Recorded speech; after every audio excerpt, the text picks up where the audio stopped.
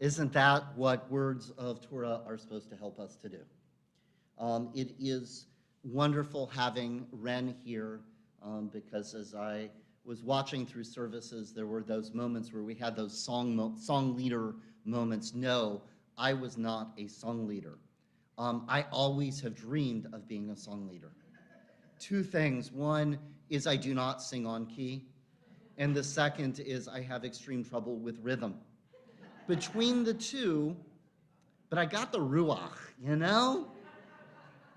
So how blessed was I that if I couldn't be a song leader, I had one of my children become a song leader. Okay, I could have bought 3 guitars, but I'm glad that I had at least one to share with Ren. I say that because music is so fundamental to Jewish worship experience and our way of connecting with the divine, of being in our world. And there was, I think we sang it maybe once, but for some reason, a particular song stood out to me. It was a battle, a conflict between a student and a teacher. And the teacher said to the little boy, red flowers are red, young man, and green leaves are green, and there's no need to see the flowers any other way than the way they always have been seen. You all good with that? That's just the way it is. Red flowers are red, green leaves are green. There's no need to see the flowers any other way than the way they always have been seen. And the little boy said, what? Ah. And the little boy said, I see all the colors in the rainbow, all the colors in the morning sun, all the colors in the flowers. I see every one. And this song goes back and forth, and there's some serious heartbreak in the song as the teacher is trying to say, this is the way the world is ordered, and he's saying there's more vibrancy. What do we do? And you see this when you look at Torah 2. We are now in the book of Numbers, and many a Shabbat where I would say, it's Bemidbar. Let's go into the wilderness. That this is the story that our people have in those places in between. But tonight, I want to call your attention to the English name. It is the book of Numbers, and in the book of Numbers, we have the counting, this is going to come as a shock with a name like Numbers, a counting of the people of Israel. There is, in fact, a real incredible census.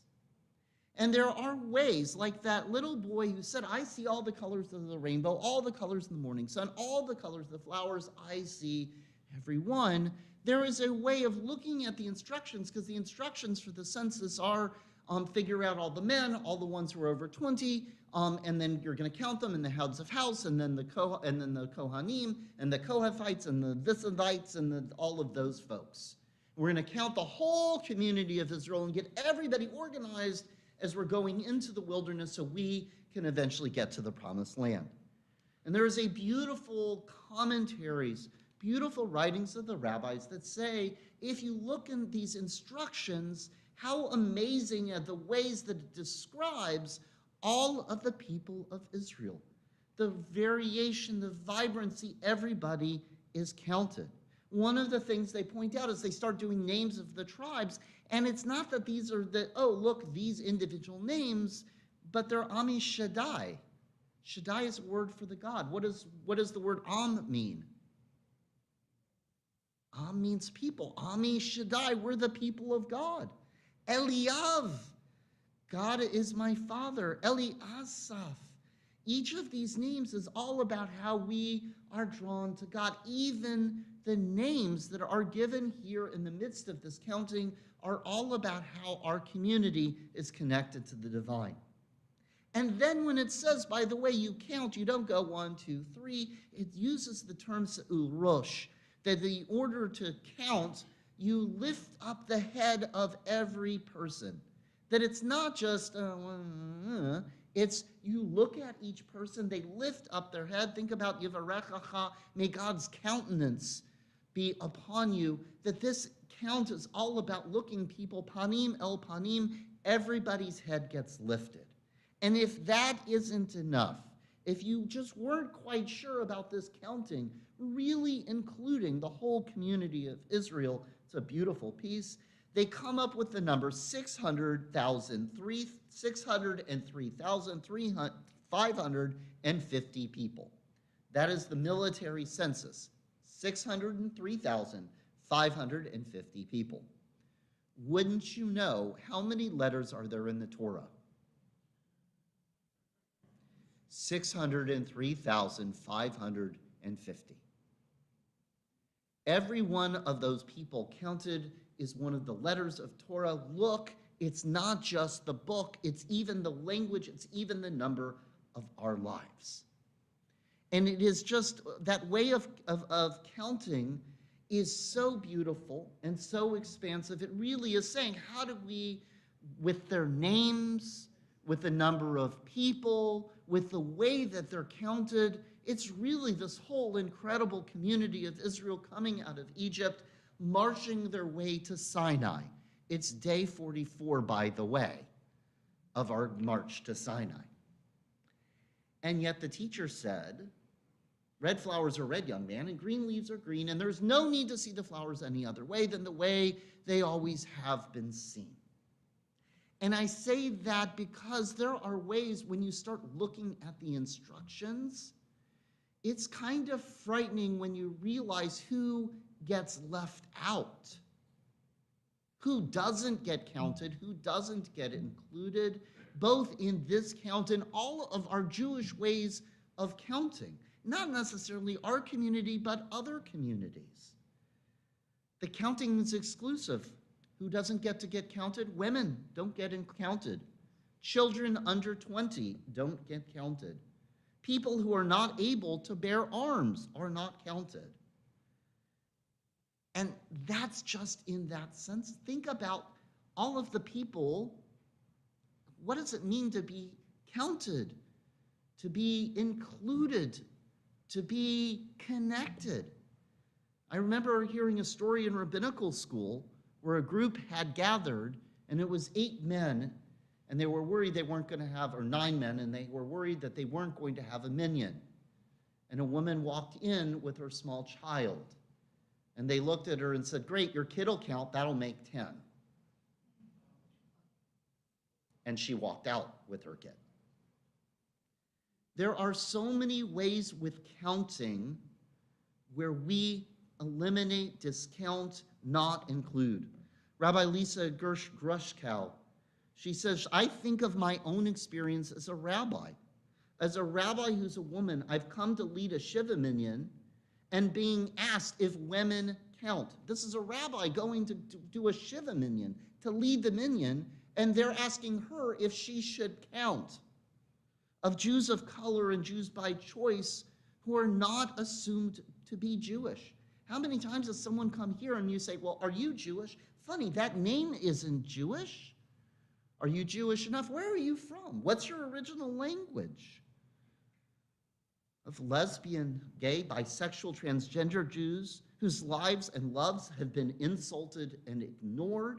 Of the very old and the very young, she writes, of whose voices too often go unheard, and those who have feel kept out by money. Think about what we've done in our so many communities. How many of us have gone to join a Jewish community and told if you don't have enough money, you can't join? We work so hard not to do this here at Temple Beth Shalom, but I have had so many stories of people doing that. How easy it is to tell people you don't count, you aren't welcome, you are not part of us. And just as much as we see the beauty of that census on one hand, you can also see the rigidity of that census and the way that census got used to tell people they don't count, that they are not important, that they're not included, that their voices don't matter. And it is heartbreaking in our world to see this again and again in so many ways, big or small. I heard it as a kid in that story where the child says, I see all the colors of the rainbow, I see all the colors of the flowers, I see everyone, and the teacher immediately says, no, you don't see those colors, you can't talk about those colors don't count, those colors don't get included. We're watching it so often and so much in our world, as we're seeing right now in our classrooms with our books. We saw a book, a version of Anne Frank. It doesn't count in the library because we don't want those kinds of books. There have been books about race. We don't want the textbooks about the Holocaust that are not included, and textbooks about African American life not counted, and books about LGBTQ experience not counted. It is frightening, it is scary, it is challenging to me as much as I see that count and the way we can include and weave everybody in and make it into Torah, how easy it is to remove and discount and tell people that they don't deserve to be represented or heard or counted. I've heard it in our community. We're not interested in that because that's not us. Whether it's race, whether it's gender, whether it's Ashkenazic and Sephardic. Israel, how much have you heard the racism sometimes in Israel? The Ashkenazim, for the first how long of Israel's existence, didn't want to count and include the Sephardim. People didn't want to count the survivors of the Holocaust in Israel. It is something that happens in our community. We are watching it happen in our world. And I stand before you on this night of numbers, and I tell you it's really important to count. It is so vital. That number of minyan, how many people are in a minyan? You all gave the really simple answer. Did no one want to say, well, Rabbi, do you mean people over 13? Do you mean men? Do you mean women? How are you counting that specifically? Some group of Jews you are, right? Because Jews have questions for everything. How many people are in a minyan?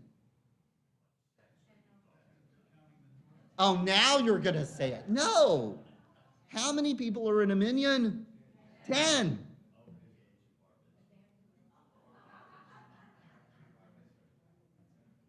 Isn't it incredible and powerful?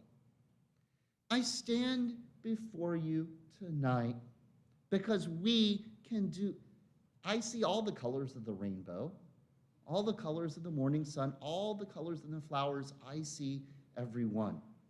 As your rabbi, I can stand here and say, I can do something in our congregation. I can talk to you and speak to you and remind you and teach you that the diversity of Jewish experience and Jewish community is incredible. I will even tell you that I've struggled at different moments. We have bar and bat mitzvah. When you've been here for bar and bat mitzvah, there's amazing ritual where you pass the Torah down through the generations. And it always came up, by the way, some of our bar and bat mitzvah students don't have have one of their parents is not Jewish, or might not have Jewish grandparents. And so do you include the non-Jewish grandparents in the passing of the Torah down through the generations?